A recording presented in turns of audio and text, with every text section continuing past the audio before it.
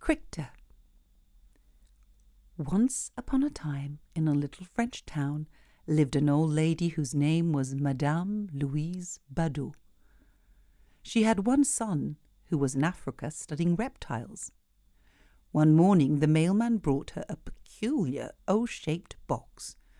Madame Badot screamed when she opened it. It was a snake her son had sent for her birthday. To make sure it was not a poisonous snake, she went to the zoo. She identified it as a boa constrictor and therefore called her animal Crictor. Madame Badot mothered her new pet, feeding Crictor with bottles of milk. She bought palm trees so Crictor could really feel at home. Well, just as dogs do when they are happy, he wagged his tail. Well fed, Crictor grew longer and longer and stronger.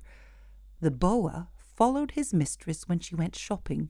Everyone was astonished. Madame Badot knitted a long woolen sweater for Crictor to wear on cold days. Crictor also had a warm and comfortable bed. There he would dream happily under the palm trees. In the winter it was fun for Crictor to wiggle in the snow. Madame Badot taught at the public school. One day she decided to take Crictor to her classes. Soon Crictor learned to shape the alphabet in his own way. S as in snake, E as in elephant, N as in nothing, L as in lion, M as in man, G as in glass, W as in whale.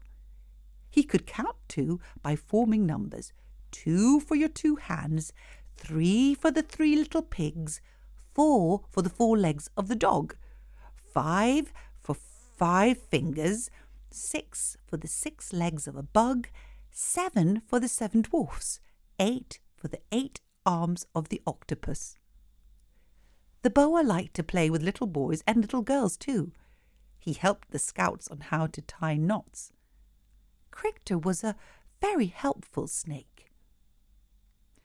One day, in a sideway cafe, Madame Badot heard from a friend at the next table that there had been a series of thefts in the town. That very night, the burglar broke into her apartment.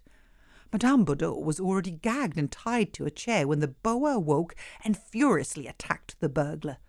The villain's terrified shrieks awoke the neighbours. Crictor remained coiled around him until the police arrived.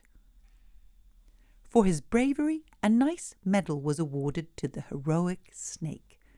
Crictor even inspired the local sculptor to make a statue in his honour, and the city dedicated a park to him. Loved and respected by the entire village, Crictor lived a long and happy life. The end.